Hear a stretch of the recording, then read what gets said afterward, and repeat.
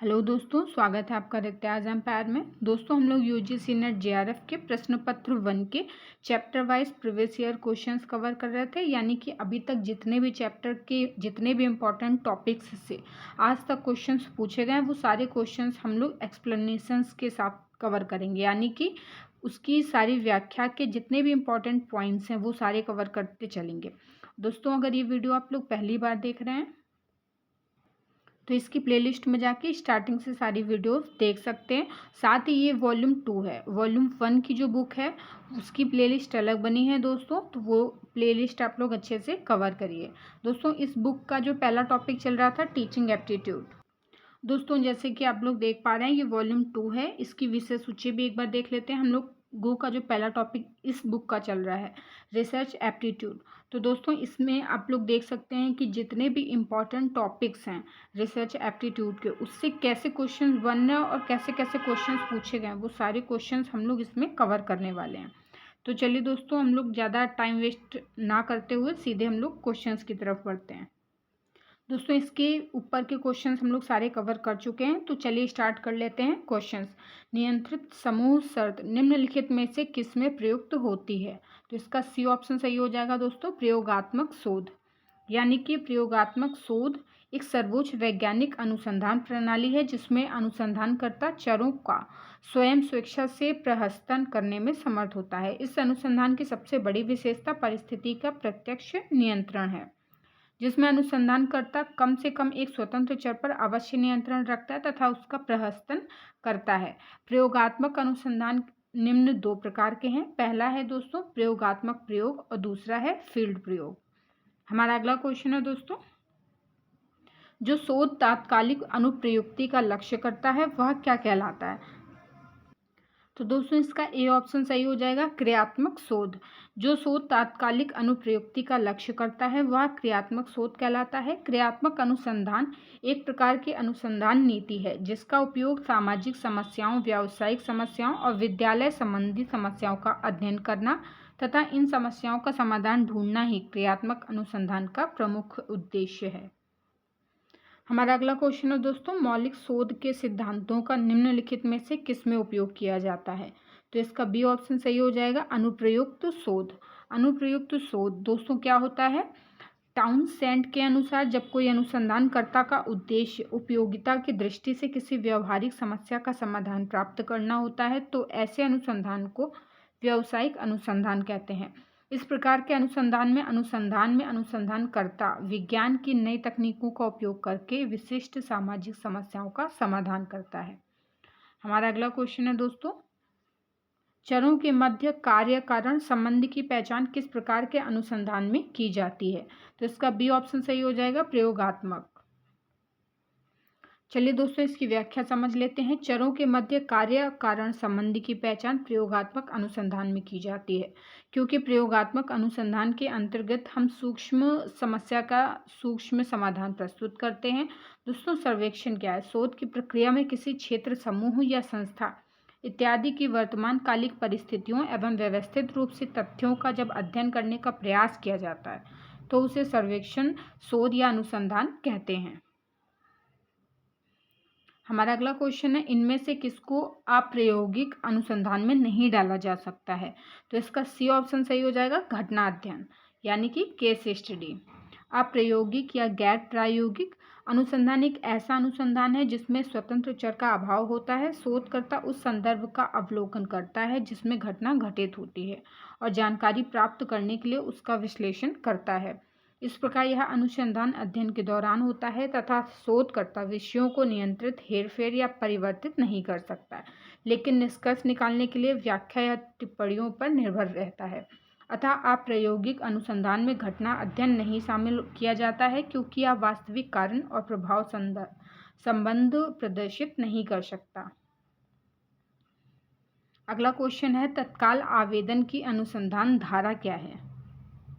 तो दोस्तों, इसका बी ऑप्शन सही हो जाएगा, क्रियात्मक अनुसंधान। एक्शन रिसर्च अर्थात क्रियात्मक अनुसंधान तत्काल आवेदन की अनुसंधान धारा है जिसे 3 स्थितियों में उपयोग किया जाता है। नंबर 1 है तत्काल समस्या के समाधान में। नंबर 2 है जिस समस्या का समाधान प्रगति में है उसकी चिंतनशील समीक्षा के लिए। नंबर 3 है समस्या समाधान करने वाली प्रक्रियाओं में कैसे सुधार एवं संशोधन किया जा सकता है ये जानने में। हमारा अगला क्वेश्चन है बिखराव चित्र है, तो दोस्तों इसका सी ऑप्शन सही हो जाएगा, सह संबंध निकालने की ग्राफिक विधि। प्रकीर्ण या बिखराव आरेख दो चरों के बीच संबंध का रेखीय विश्लेषण करने के लिए एक सांख्यिकीय उपकरण है। प्रकीर्ण आरेख में प्रकीर्ण बिंदुओं के सामीप्य की कोटि और उनकी व्यापक दिशा के आधार पर चरों के आपसी संबंध की जानकारी प्राप्त की जाती है। हमारा अगला क्वेश्चन है प्रायोगिक अनुसंधान के काम में लिए जाने वाले समंकों को प्राप्त करने के लिए निम्न विधि या विधियों का उपयोग किया जाता है, तो इसका ए ऑप्शन सही हो जाएगा, परीक्षण करके। तो दोस्तों प्रायोगिक अनुसंधान के काम में लिए जाने वाले समंकों को प्राप्त करने के लिए परीक्षण विधि का उपयोग होता है। हमारा जो अगला टॉपिक स्टार्ट हो रहा है दोस्तों ऐतिहासिक शोध, तो इससे रिलेटेड जितने भी क्वेश्चंस हैं वो सारे हम लोग इस टॉपिक में कवर करेंगे। तो इसका पहला क्वेश्चन है, नीचे 2 कथन दिए गए हैं। कथन पहला है एक समयावधि में इस विचार पर बार बार प्रश्न किया जाता है कि इतिहास की उत्पत्ति अभिलेखों में होना चाहिए। कथन दूसरा है विषय वस्तु की विश्वस्तता इतिहास के शोधकर्ताओं को सूचना के विभिन्न स्रोत ढूंढने को मजबूर करती है। तो दोस्तों इसका ए ऑप्शन सही हो जाएगा, यानी कि कथन पहला और दूसरा दोनों ही सत्य हैं। चलिए इसकी व्याख्या समझ लेते हैं। इतिहास के साक्ष्य के रूप में पांडुलिपियों, वेदों, ग्रंथों, अभिलेखों एवं अवशेषों आदि का प्रयोग हुआ है जिनके स्वयं सत्य होने के साक्ष्य प्रमाणित नहीं है। अतः विषय वस्तु की विश्वस्तता हेतु शोधकर्ताओं को सूचना के विभिन्न स्रोत ढूंढने को मजबूर होना पड़ता है। यह कहना गलत नहीं है कि एक समयावधि में इस विचार पर बार बार प्रश्न किया जाना चाहिए कि इतिहास की उत्पत्ति साक्ष्यों से होना चाहिए या नहीं। हमारा अगला क्वेश्चन है साक्ष्यों एवं आंकड़ों के विश्लेषण हेतु निम्नलिखित कौन सी अनुसंधान विधि में आंतरिक एवं बाहरी आलोचना का प्रयोग किया जाता है। तो दोस्तों इसका सी ऑप्शन सही हो जाएगा, ऐतिहासिक विधि। ऐतिहासिक अनुसंधान विधि में साक्ष्यों एवं आंकड़ों के विश्लेषण हेतु आंतरिक एवं बाह्य आलोचना का प्रयोग किया जाता है। यह विवरणात्मक शोध का एक प्रकार है और प्रायः यह किसी मुद्दे अथवा समस्या के ऐतिहासिक पक्षों पर अपना ध्यान केंद्रित करता है। हमारा अगला क्वेश्चन है नीचे 2 कथन दिए गए हैं दोस्तों, एक अभिकथन है दूसरा उसका तर्क है। तो सबसे पहले अभिकथन देख लेते हैं। ऐतिहासिक शोध में प्रदत्त किसी महत्व हो इससे पहले वह प्रमाणित होना चाहिए। फिर भी प्रामाणिकता का साक्ष्य उसके महत्व को स्थापित नहीं करता है, वह परिशुद्ध भी होना चाहिए। और इसका दोस्तों तर्क दिया गया है, इसलिए बाह्य आलोचना को प्रदत्त की निम्नतर समीक्षा कहा जाता है। दोस्तों इसका ए ऑप्शन सही हो जाएगा, यानी कि ए और आर दोनों सही हैं और आर ए की सही व्याख्या है। चलिए इसकी व्याख्या समझ लेते हैं। ऐतिहासिक शोध तकनीकों और दिशा निर्देशों का संग्रह है जो शोधकर्ता अतीत के इतिहास पर शोध करने के लिए प्रयोग करते हैं। इसमें व्यवस्थित संग्रह और अतीत से संबंधित डेटा का एक महत्वपूर्ण मूल्यांकन किया जाता है। अतः प्रामाणिक परिणाम प्राप्त करने के लिए आंकड़ों को प्रामाणिक और सटीक होना चाहिए। अतः अगले पद में एकत्रित आंकड़ों की समीक्षा की जाती है। अगर आंकड़ों की प्रामाणिकता उसके महत्व को निर्धारित नहीं करती है तो बाह्य आलोचना को आंकड़ों की निम्नतर समीक्षा कहा जाता है। हमारा अगला क्वेश्चन है निम्नलिखित में से कौन सी सांख्यिकीय प्रविधि के प्रदत्त विश्लेषण हेतु उपयुक्त रहेगी जब प्रदत्तों की उपलब्धता आवृत्तियों के रूप में हो। तो इसका सी ऑप्शन सही हो जाएगा दोस्तों, अपरामेट्रिक यानी कि काई स्क्वायर परीक्षण। जब प्रदत्तों की उपलब्धता आवृत्तियों के रूप में हो तो सांख्यिकीय प्रविधि के रूप में अपरामेट्रिक काई स्क्वायर परीक्षण प्रविधि प्रदत्त विश्लेषण हेतु सर्वोपयुक्त रहेगा। प्रेक्षित बारंबारता से प्रत्याशित बारंबारता की तुलना करने के लिए काई वर्ग प्रतिदर्शक का प्रयोग करते हैं। काई वर्ग परीक्षण गैर प्राचलिक परीक्षण है जहां समष्टि के बारे में कोई अभिधारणा कायम करना जरूरी नहीं होता है। हमारा अगला क्वेश्चन है उस शोध को जो अतीत के अध्ययन द्वारा नए तथ्यों की खोज करती है क्या कहेंगे। तो इसका बी ऑप्शन सही हो जाएगा दोस्तों, ऐतिहासिक शोध। ऐतिहासिक अनुसंधान इतिहास, राजनीति शास्त्र, समाजशास्त्र, शिक्षा शास्त्र और मनोविज्ञान में ऐतिहासिक अनुसंधान बहुत उपयोगी रहा है। इस प्रकार के अनुसंधान के आधार पर बहुत महत्वपूर्ण अनुसंधान कार्य हुए हैं। इस अनुसंधान के आधार पर कुछ विद्वानों ने प्रामाणिक पुस्तकों की रचना भी की है, जैसे वेस्टरमार्क ने हिस्ट्री ऑफ ह्यूमन मैरिज और ओपेनहियर ने द स्टेज नामक पुस्तकों की रचना की है। ऐतिहासिक अनुसंधान वास्तव में आगमन विधि का ही संशोधित और परिमार्जित रूप है। आगमन विधि में विशिष्ट घटनाओं के आधार पर सामान्य प्रकृति को ढूंढने का प्रयत्न किया जाता है।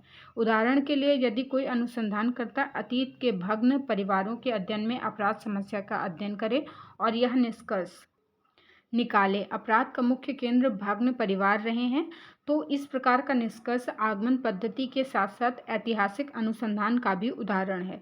ऐतिहासिक अनुसंधान की दोस्तों परिभाषा देख लेते हैं। व्हिटनी 1963 के अनुसार ऐतिहासिक अनुसंधान विगत या पूर्व अनुभवों को उसी ढंग से विश्लेषण करता है। इसका उद्देश्य भूतकालीन घटनाक्रम, तथ्य एवं अभिवृत्तियों के आधार पर ऐसी सामाजिक समस्याओं का चिंतन एवं विश्लेषण करना है जिनका समाधान नहीं मिल सका है।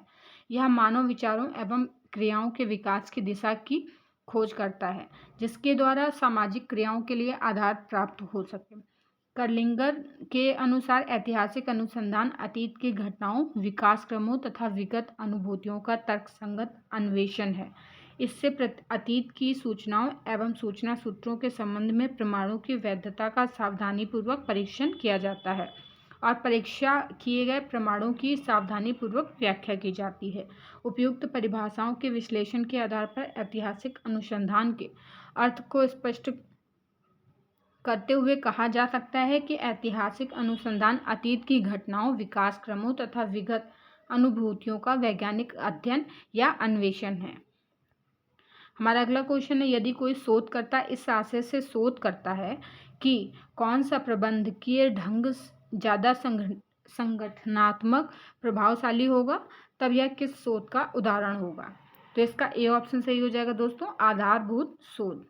यदि कोई शोधकर्ता इस आशय से शोध करता है कि कौन सा प्रबंधकीय ढंग ज़्यादा संगठनात्मक प्रभावशाली होगा, तब यह आधारभूत शोध या मौलिक शोध कहलाएगा। क्रियानिष्ठ शोध तात्कालिक समस्याओं का निस्तारण करने के लिए किया जाता है, जबकि व्यवहारिक शोध सामाजिक समस्याओं का अध्ययन करने के लिए किया जाता है। हमारा अगला क्वेश्चन है, न्यूटन ने गति के नियम के 3 मूल सिद्धांत प्रस्तुत किए, उनके शोध को वर्गीकृत किया गया है। तो इसका सी ऑप्शन सही हो जाएगा, मूलभूत शोध के रूप में।